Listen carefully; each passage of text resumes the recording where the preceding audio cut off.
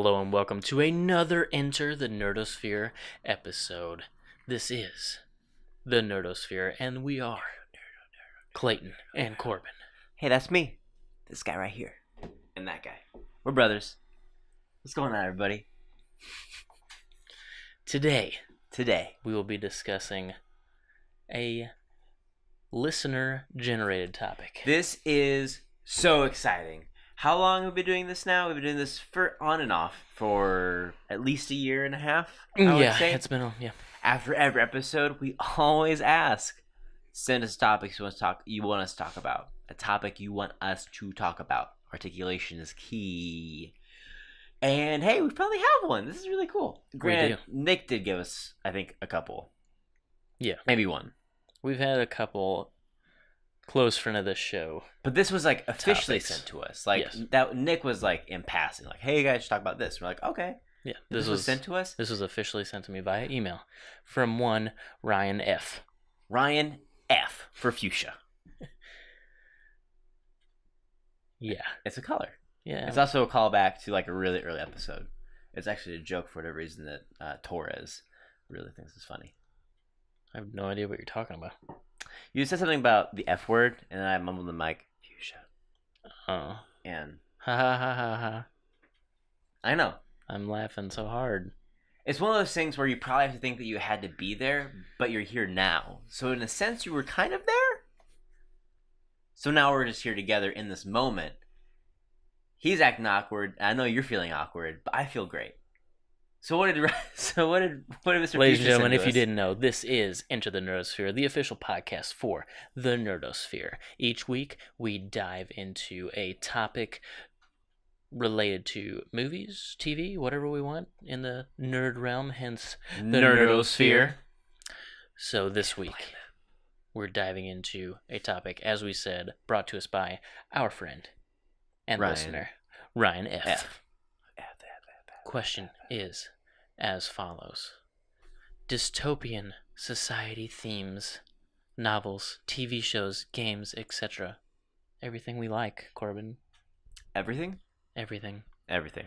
Walking Dead, Handmaid's Tale, Black Mirror, Hunger Games, Man in the High Castle, Revolution, Rip Revolution. Rip. That show had a lot of potential. Did it though? It did. Did it? It came, yeah, I mean, it Did it? did. American War, Ready Player One, fill in the blank. It's not a new theme.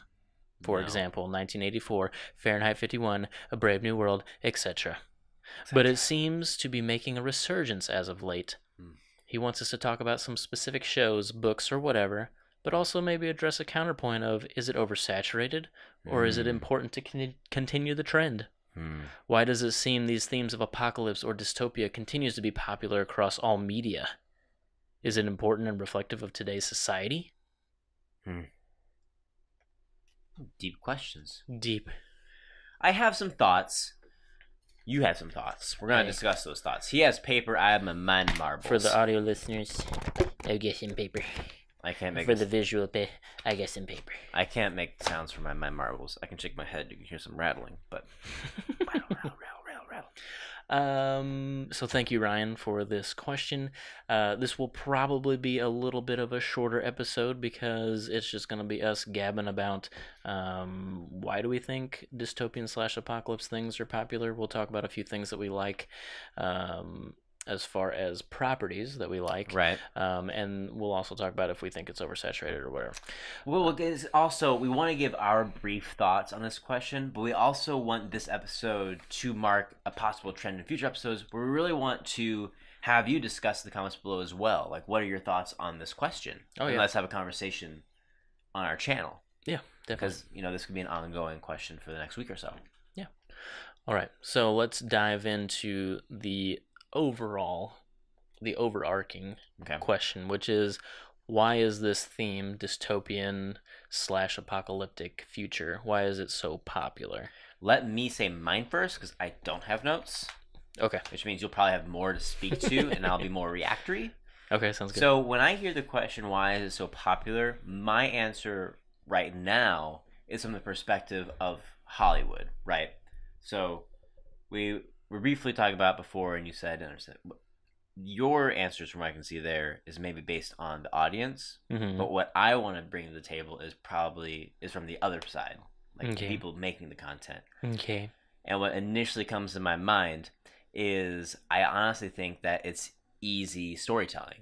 When you have a post-apocalyptic or dystopian future, you have already facilitated an environment that elicits conflict and makes the ebbs and flows of like what the characters have to go through, I think, a little bit easier because you just have natural issues and tensions just built into the world from the get-go. Right. So I probably think that's probably one reason.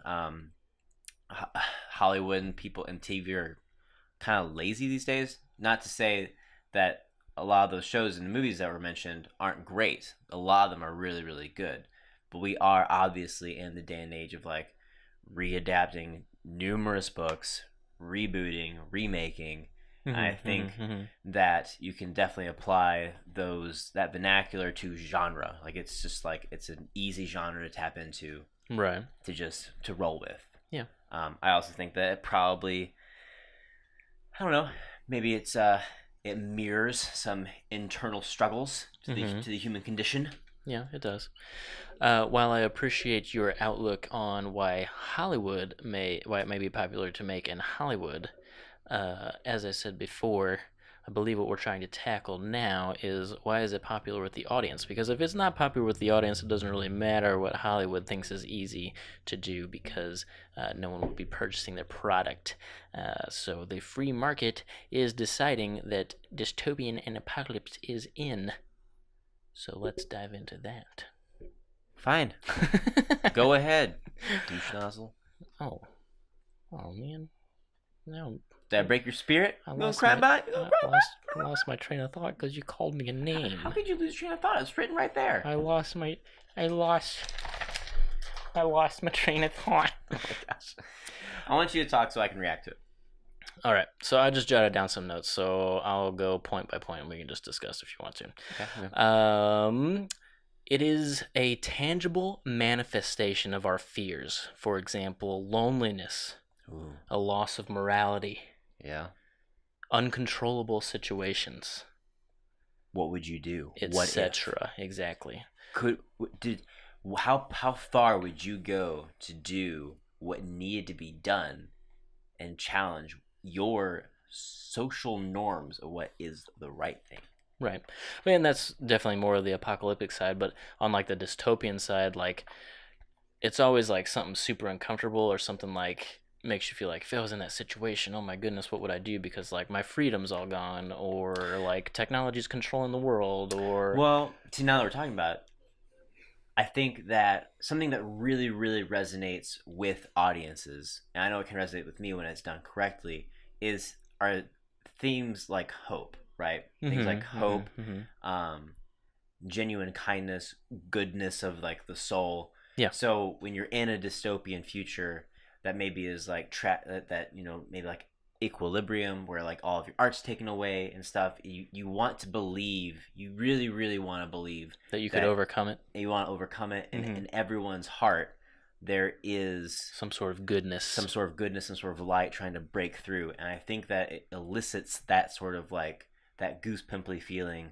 where you're just like, I don't know, like it's the hero's story, right? But more of on a philosophical level. Yeah.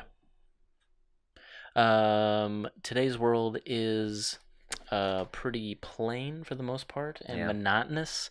So I think that anything that is drastically different from the norm has some sort of appeal. So,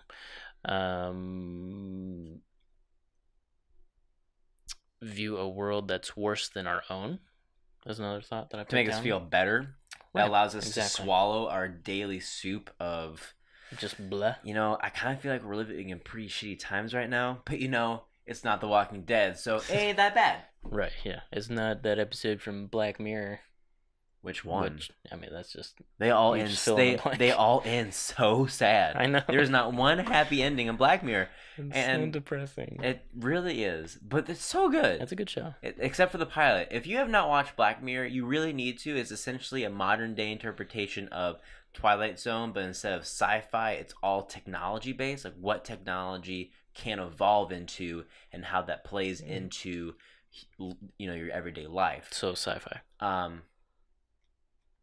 I guess I should say supernatural, because Twilight Zone has a lot of supernatural things. There you go. There we go. There you go. So it's sci-fi, it's not supernatural. Not supernatural. The show. Sorry about Eric Kripke. Eric Kripke also helped found Revolution. Full circle. Right. But which is why it should have been good.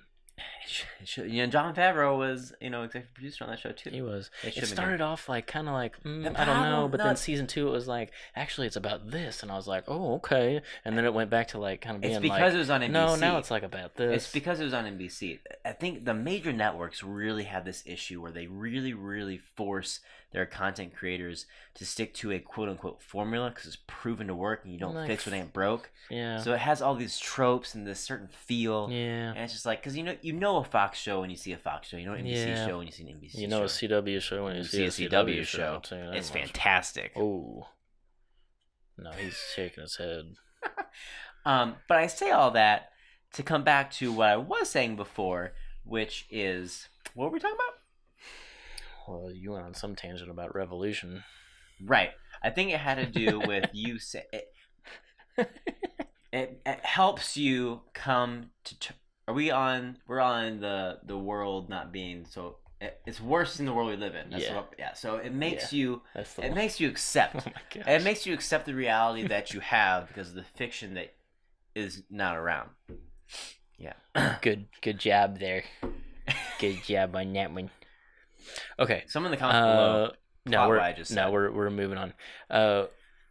Human beings, especially in today's world, I feel have a insatiable curiosity. What was that word? Unsatiable. Unsatiable. Insatiable. Isn't it Insatiable? I think it's insatiable. Whatever. Insatiable. They want it. Curiosity for what if scenarios. Yeah. So it's all about like this would be your Marvel Man in Comics a High had an entire comic series called What If. Right, but Man in a High Castle, things like that. So, alternate history. Exactly. What would happen if this had happened, or what would happen if this happens tomorrow? Right. So I don't know. I just think people have a fascination, and again, that goes back to my earlier point of this world is just kind of monotonous. So yeah, and like everyday life, the minutia exactly of the daily routine, and I get that, like, because because in our everyday life we always think that of our own lives, like what if I had done this? Exactly. What if I did this? What if I had been with this person? What if I made this life choice? What if I had committed to this? Right. Yeah. So I think it's more playing upon the everyday human spirit. Exactly. So it does resonate. I wrote down fear of technology, creating a loss of humanity. So as technology grows, we lose more and more of our humanity, which I think is extremely reflective of social media in today's world. So like take that to the extreme. To quote Ian Malcolm from Jurassic Park, scientists were so concerned whether or not they could, they never stopped to think if they should. And then you already mentioned this, but my last point that I wrote down was, what would it take to survive if just everything crashed? So like if everything is destroyed, what would it be like? There's also kind of ties in with that, like this desire, I feel, to return to some sort of simplistic life, right? Because everything's so complicated, so bound by technology, so you have to do this. You have to go to school. You have to work the grind. You need to get the promotion. But in these sort of all the norms of society are broken down, torn away, and all you're left return to some sort of base instinct. Like I just want to survive. forget all the noise and just get down to just me and nature, or me and some simpler version of my life. A great example is The Last of Us. The Last of Us is a great dystopian narrative. We will. Yep. Especially when you're talking about like what will you do to survive. Yeah, that one's. It's the only game to ever make. We'll talk about that here in a minute because Okay. I've got it on my favorite properties.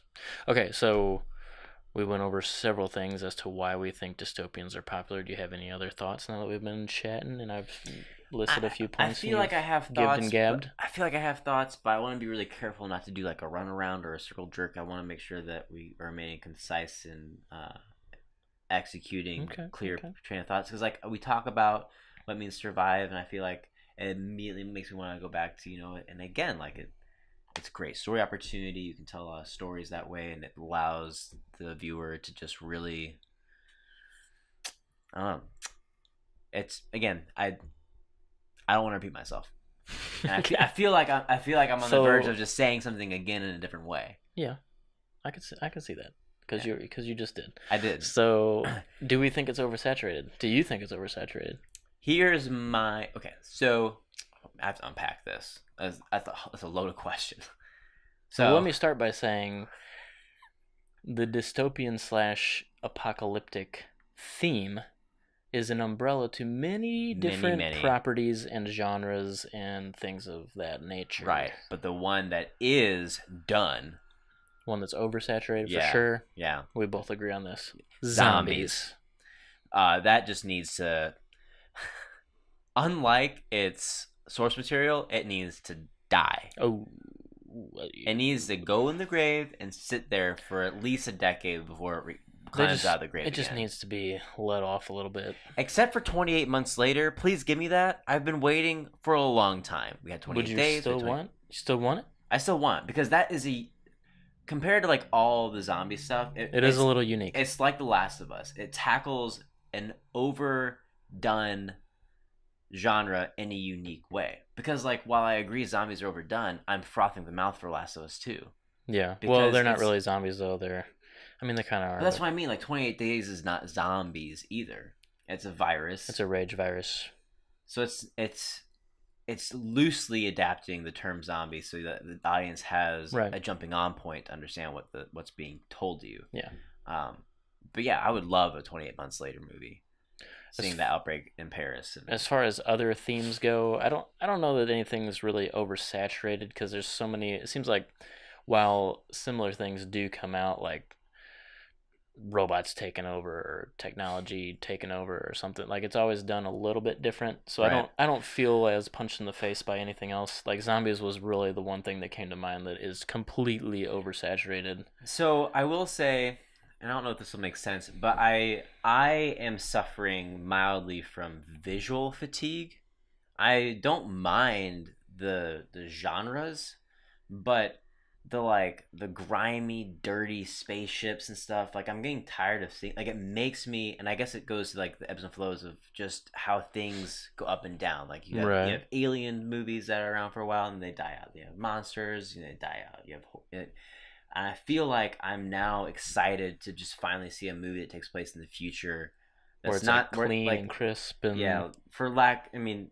JJ's Star Trek does that, but that's Star Trek. That's its own thing. I'm talking about like just something where it's crisp, clean, and then like trouble ensues. But I feel like that kind of goes hand in hand with the dystopian and apocalyptic theme. Well, maybe not dystopian, because dystopian you could definitely do it. Well, I guess what I'm saying is like we've had dystopian for so long that I think that if someone were to come out with a utopian storyline, I'm picking up what's written down. It would feel super fresh, and then that could probably take over, and then dystopian. But then where's the conflict? The conflict is you just can't be perfect for too long. I mean, it's. But can you? But can you be perfect? It is a utopia after all. Well, I guess it comes down to what does utopian mean? To have a utopia, don't you have to also mean that you have less freedom of thought, you have less freedoms? So my utopia is complete freedom. Utopia is dystopia. Did it? Yeah. Mind blown. Oh my gosh. Okay, so now let's get into some of our favorite properties. And you didn't write down anything, so I'm just going to go through the ones that I wrote down. Can I go through mine because you have them and I'm going off the cuff? Because you know I'm taking that first one, Last of Us. No, I wrote down Last of Us. You can't take it. I already said. I wrote it down on paper. What? Okay, so one movie that maybe a lot of you have not seen, but maybe you have. I'm making a lot of assumptions on what you watch, but you're watching us, and maybe you have similar tastes. Sunshine is a great dystopian future movie. Don't know what about that movie. It is by, I think, Danny Boyle. He did the 28 Days Later. It stars Cillian Murphy.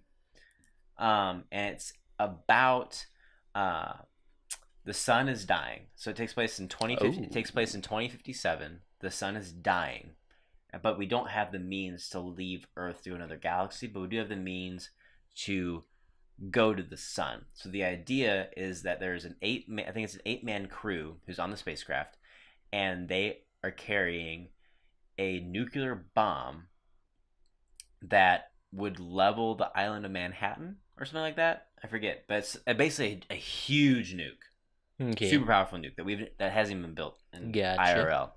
And they're taking it to the sun to ignite the sun's core. And the theory is that they will rebirth the sun. And that's the whole story. But shenanigans happens along the way. Of course. And it is so good. And it's totally worth the time. And it's only like an hour and a half film, too. It's not even that long. Okay. But I would say Sunshine is super up there for my dystopian stuff. Well, as we've mentioned before, The Last of Us... You taking over me right now? You taking over? We're just gonna go back and forth. Are you just gonna talk for like 5 minutes? Listen, this is not a tit for tat. This is it. I just want a tat right now. You can be the teat later. Oh my gosh. No, okay. We can go back and forth. Okay, I said Sunshine. I said Last of Us and Sunshine. So what's the one you're gonna offer us? Let me get my paper. Now that it's my turn. No, you can say Last of Us because I think you want to talk about it. I mean... No, what do you really say? What do you want to say? It's just good. Well, that's it? The main thing about The Last of Us is it takes place in an apocalypse where there are quote-unquote zombie-like monsters, but the real story behind it is the people. So it tears, using the apocalypse and this dystopian future, it's able to tear down everything to its core, which is what a relationship could be like between a father figure and a daughter figure. And it's just extremely powerful. So it's almost like the dystopian environment allowed for natural conflict and storytelling. Yes. Similar to what I said at the beginning of the podcast. Yeah. Full circle. Another big one for me is hang on. The Road. To really appreciate what The Last of Us is, like the Rage virus in 28 Days Later, it's an evolved form of a legit fungi that affects ants and creates them into a horde mentality and takes them over. But it infects people. Yep. So, it's... Anyway, you were saying? The Road. That's the one with Aragorn, yeah? Yeah, Viggo Mortensen is in the movie. It's a really good movie. It inspired me to go read the book, which is a book. It's a what? It's a book. The book is book? It's a boop. That book is book. No, the book is... What's... I understand, but I don't know what means. It's just... Don't worry about it. All right. I'm a little concerned. It's a good book. I'm a little concerned, but I'll move on. It's a really good book. Okay.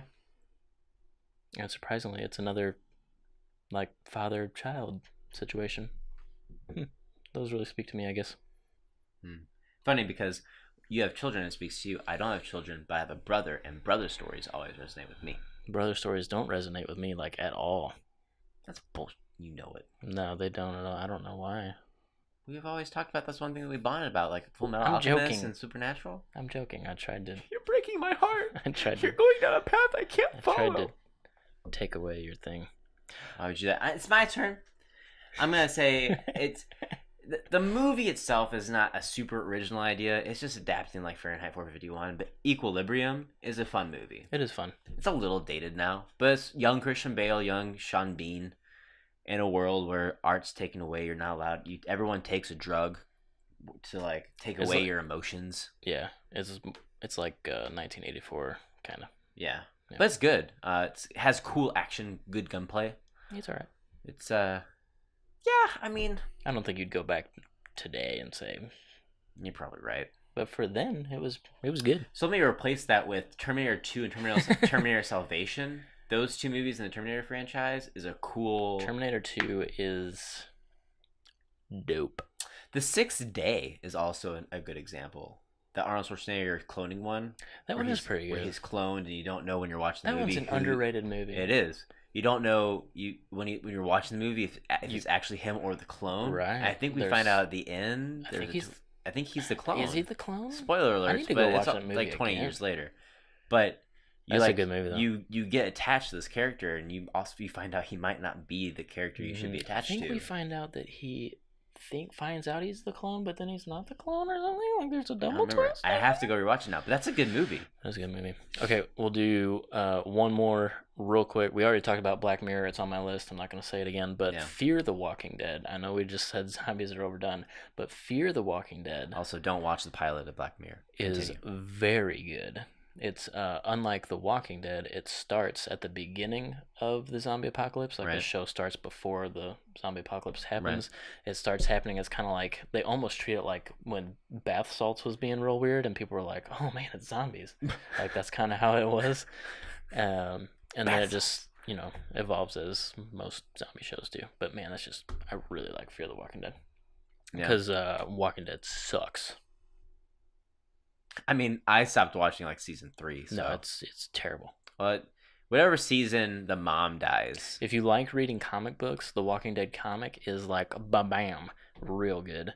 But the show You've had weird sound effects today. Doesn't do it justice, and it continues to just be a terrible show. Like for real, how many automatic military grade weapons can one group of survivors find? I mean, for real. For real. In the comic book, here's a knowledge bomb for y'all. In the comic book, when they get into conflict with Negan, they don't have guns because guns are hard to find. Okay? There's not that many guns. You may think there is, but there's a finite amount, bro. There's a finite amount.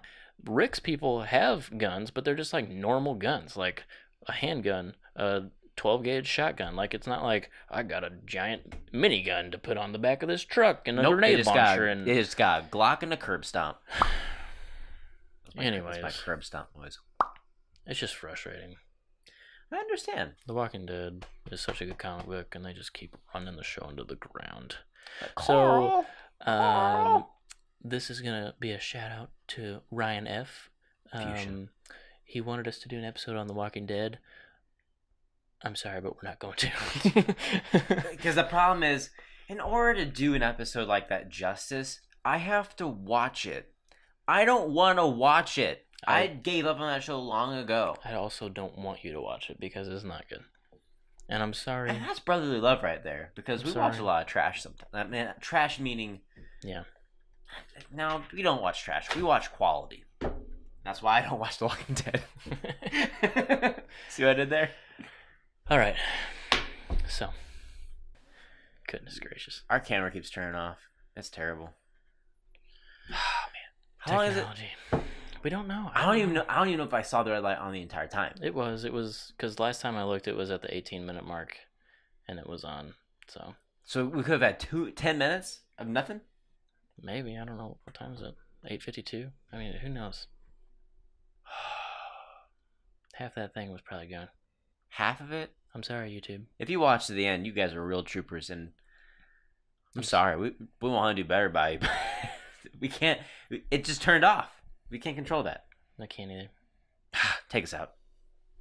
That has been Enter the Nerdosphere. If you have a question or topic or scenario you would like to hear us talk about or just hear talked about in general, let us know in the comments below or at one of our Twitters, which are linked in the description below. And feel free to continue the conversation below. Yeah. Why do you think dystopians and apocalyptic themes are so popular? Let us know down below. Thanks for your like, comment, and subscribe. Share if you like the content. Hit the bell. And we join will that notification see party. You next time. You almost went hit stop. But it's over at the desktop, not the laptop.